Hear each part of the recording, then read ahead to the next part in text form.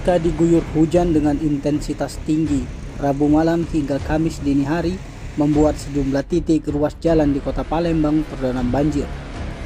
Salah satu titik banjir terparah berada di sepanjang Jalan R. Sukamto, Kelurahan 8 Ilir, Kecamatan Ilir Timur 2, Palembang. Ketinggian banjir hingga lutut orang dewasa.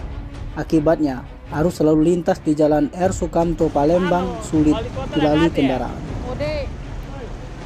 Tidak sedikitnya kendaraan harus memutar arah karena takut kendaraannya mogok saat nekat menerobos banjir. Bagi kendaraan yang nekat mengalami mogok di tengah-tengah banjir dan harus didorong. Kondisi kendaraan mogok mayoritas dialami oleh kendaraan roda 2. Menurut keterangan Anwar, karyawan swasta di kawasan Kenton Laut Palembang, dia nekat menerobos banjir karena harus masuk kerja. Akibatnya motornya jadi mogok dan harus didorong. Di sekitar lokasi pun banyak pemilik kendaraan yang tengah berusaha menghidupkan kendaraannya setelah nekat menerobos banjir. Sementara itu diakui Imam, pengendara lainnya, ia mengalami basah kuyup karena nekat menerobos banjir. Bahkan sepeda motor miliknya harus diservis di bengkel.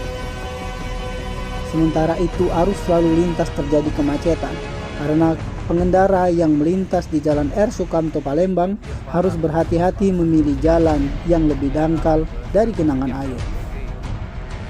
Hingga berita ini ditulis, banjir di kawasan tersebut masih mengalami banjir yang cukup tinggi.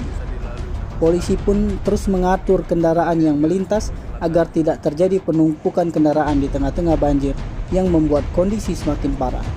Tim Liputan Sumsel AD TV melaporkan.